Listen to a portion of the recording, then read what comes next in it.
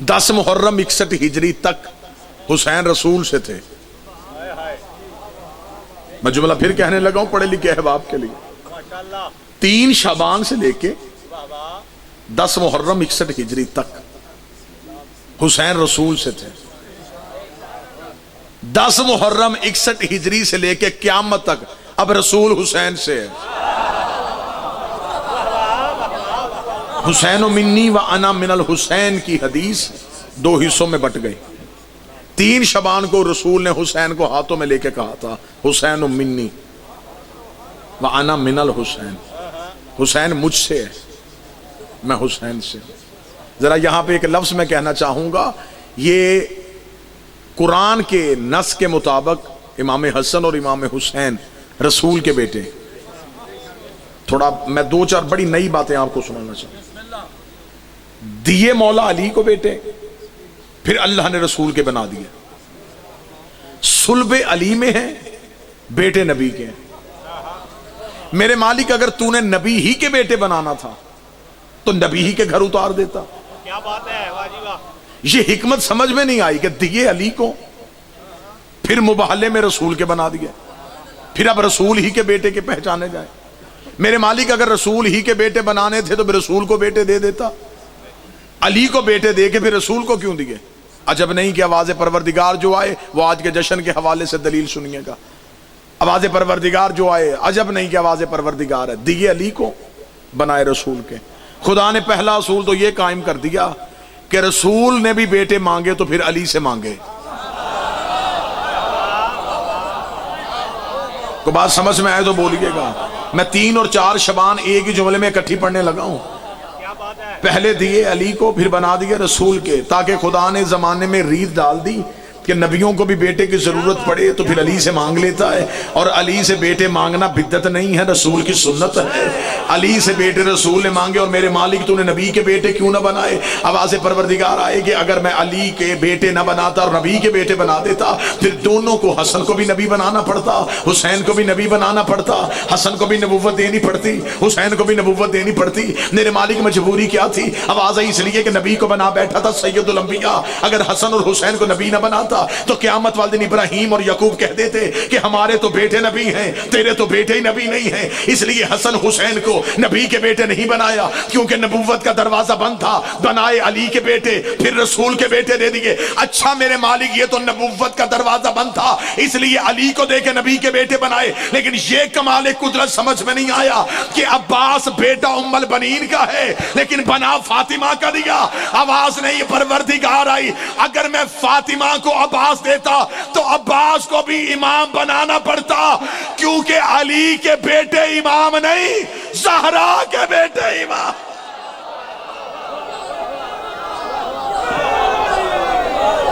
क्या बात है, इमामत बिस्मिल्लाह बिस्मिल्लाह से बादशाह हुसैन इज्जत।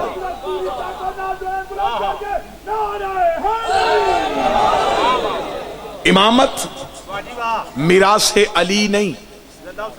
अगर इमामत मौला अली की मिरास होती तो अली का हर बेटा इमाम होता। इमामत मिरास है सैयदा की। अली के सारे बेटे इमाम नहीं, ज़हरा के सारे बेटे इमाम। इमामत मादन इस्मत है जनाब सैयद। क्या बात है, वाह वाह वाह। ये निजाम था परवरदिगार का कि हसन और हुसैन अली को देके रसूल के बेटे बनाए, जनाब अब्बास उम्मुल बनीन को देके सैयदा का बेटा बनाया। वहां से नबूवत के दरवाजे को बचाया, यहां से इमामत को महफूज रखा। और 3 शबान जमाने में जब हुसैन जैसा बादशाह है तो हुसैन ने जमाने में आते ही सबसे पहले दुनिया को इमाम का इख्तियार बताया। आज 2019 में भी यही बहस है कि इमाम ये कर सकता है या नहीं कर सकता। ये 3 शबान को हुसैन ने दुनिया में आते बताया। अभी ये मजमा मुझे बोल के बताएगा कि वाकया ये इख्तियार हुसैन ने दिखाया। हुसैन ने सबसे पहली माफी वहां के रहने वाले को दी।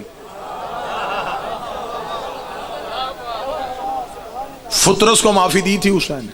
क्या बात है, वाजी वाह। फुतरस रहता अर्श पे था, माफी हुसैन ने फर्श पे दी। और यह भी कानून समझ में नहीं आया कि वहां से आया था वहीं से माफ करके आता। مولا حسین آسمان سے آئے تھے نا تو وہیں پہ معاف کر کے آ جاتے. جب یہ نور آدم سے پہلے سے تھا تو پہلے ہی معاف کر دیتا. نہیں، حسین پہلے زمین پہ آئے، پھر پیچھے فطرس کو بلوایا، پھر یہاں آ کے معافی دی، تاکہ زمانے کو پتا چلے کہ وہاں کا بادشاہ بھی حسین ہے، یہاں کا بادشاہ بھی حسین. اگر بات تھوڑی سمجھ آئے تو میں بات اور آسان کر دیتا ہوں. فطرس کو سزا کس نے دی تھی؟ اللہ نے. معافی کس نے دی؟ مولا حسین نے. جسے بڑی عدالت سزا دے دے، چھوٹی عدالت تو اس کو سماعت ہی نہیں کرتی. جسے سپریم کورٹ سزا دے، ہائی کورٹ تو اس کا مقدمہ ہی نہیں سنتی. بڑی عدالت کے بعد چھوٹی عدالت میں تو آیا ہی نہیں جاتا. بڑی عدالت کے بعد پھر ایک ہی طریقہ کار ہوتا ہے، رحم کی اپیلیں. صدر کے نام اپیل ہوتی ہے کہ سپریم کورٹ میں مقدمہ ہے، اپیل آپ سن لیں. اس کا مطلب ہے جسے اللہ سزا دے اسے صرف حسین چھڑا سکتا. سزا دی تھی، سزا دی تھی اللہ نے. معاف کس نے کیا؟ وہاں کے مجرم کو یہاں بلایا، ادھر کے مجرم کو ادھر بلایا، اور فیصلہ کیا حسین نے جھولے کی عدالت میں. حسین نے جھولے میں عدالت لگائی اور سب سے پہلا حسین کا سائل عرض سے آ گیا. جبریل نے آ کے بتایا، اور یہاں میں لفظ کہوں گا اور پوری ذمہ داری سے کہوں گا. علامہ مجلسی نے حیات القلوب میں لکھا فطرس تخلیق آدم سے پہلے کا مجرم تھا،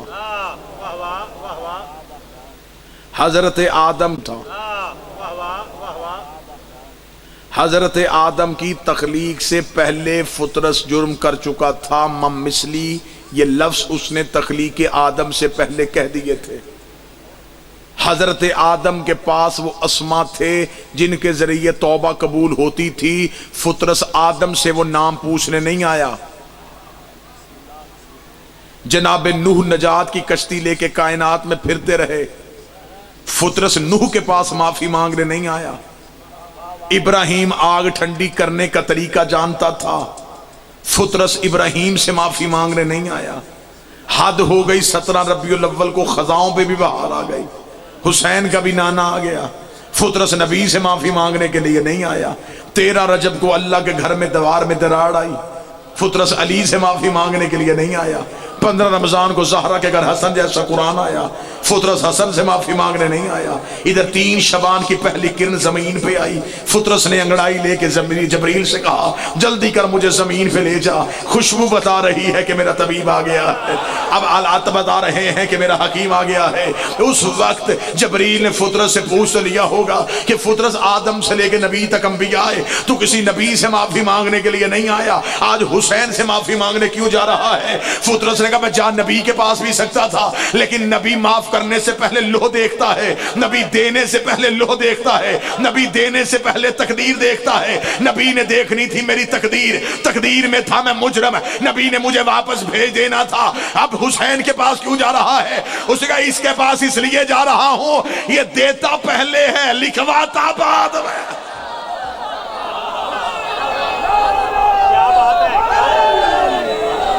یہ دیتا پہلے لکھواتا بعد میں. بعض بندے یہ سوال کرتے ہیں کہ معاذ اللہ ذاکرین یہ پڑھتے ہیں کہ راہب آیا تھا رسول سے بیٹے مانگنے. توجہ پوری رکھیے گا صاحبہ. رسول نے کہا تیرے مقدر میں نہیں، اور مولا حسین نے دے دیے.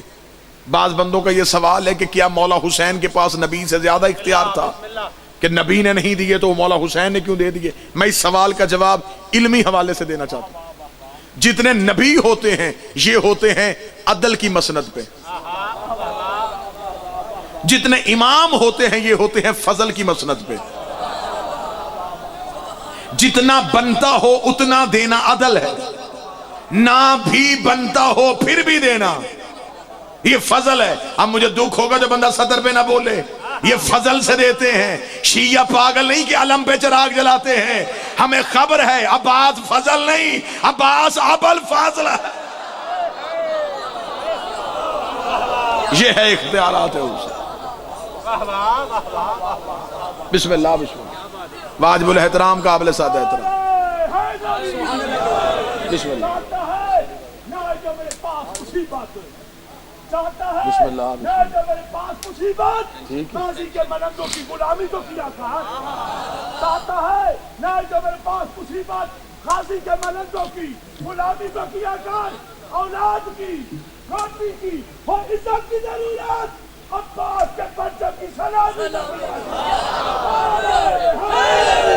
کر۔ یا اللہ، ماشاءاللہ قابل صد احترام جناب برادر عزیز وقار منتظر مہندی صاحب، مالک کے بڑے منظور نظر، خوش عقیدہ، خوش زبان، مؤدب اور با ادب ذاکر، مالک ہمیشہ قوم کو سلامت رکھے، قوم کو نصیب رکھے، حاسدین کی حسد سے بچائے، شریروں کے شر سے بچائے، دشمن کے وار سے بچائے۔ نبی ہیں عدل کی مسند پہ، امام ہے فضل کی مسند، جو بنتا ہو وہ دینا عدل ہے، جو نہ بنتا ہو وہ دینا فضل ہے۔ زمانے کو ابھی تک خبر ہی نہ، میرے بھائی تشریف لے آئے، بس آخری جملے کہوں، زمانے کو بھی حسین کے اختیار سمجھ میں نہیں آئے، زمانے نے سمجھا کہ شاید نبی کا بیٹا تھا تو یہ اختیار تھا حسین کے پاس، جو حسین جو چاہے وہ کر سکتے تھے۔ بڑا آپ نے ہمیشہ یہ لفظ سنے کہ نبی مسجد میں سجدے میں تھے اور حسین آ کے پشت پہ بیٹھے۔ ابھی رجب میں آخری دنوں میں رات گزری ہے جسے معراج کہتے ہیں۔ سبحان الذی اسریٰ، پاک ہے وہ ذات جو لے گئی اپنے عبد کو۔ اللہ نے نبی کو جب بھی بلایا عبد کہہ کے بلایا، فَأَوْحَىٰ إِلَىٰ عَبْدِهِ مَا أَوْحَىٰ، وحی کی ہم نے اپنے عبد پہ وہ جو بھی کی۔ عبد کسے کہتے ہیں؟ بعض بندے عبد کا ترجمہ کرتے ہیں عبد کہتے ہیں بندے کو، نہیں، جو عبادت کرے اسے کہتے ہیں عابد، جو عبادت سکھائے اسے کہتے ہیں عبد۔ عبادت سکھانے والے کو عبد کہتے ہیں۔ اگر آپ عبد کی معیار کو سمجھیں گے تو پھر نبی کی حدیث سمجھ میں آئے گی، انا عبد من عبید محمد، میں ویسا ہی عبد ہوں ان عبدوں کے درمیان جیسا کہ محمد عبد ہے۔ عبد کہتے ہیں عبادت سکھانے والے کو، معبود کہتے ہیں جس کی جائے، معبود وہ جس کی عبادت ہو، عبد وہ جو عبادت سکھائے، عابد وہ جو عبادت کرے۔ یہی لفظ سمجھنا، اور میں اسی لفظ پہ آپ کو سلام کروں گا۔ معبود کی ہوتی ہے، عبد سکھاتا ہے، عابد کرتے ہیں۔ عابد کہتے ہیں عبادت کرنے والے کو، عبد کہتے ہیں عبادت سکھانے والے کو، معبود کہتے ہیں جس کی عبادت ہو۔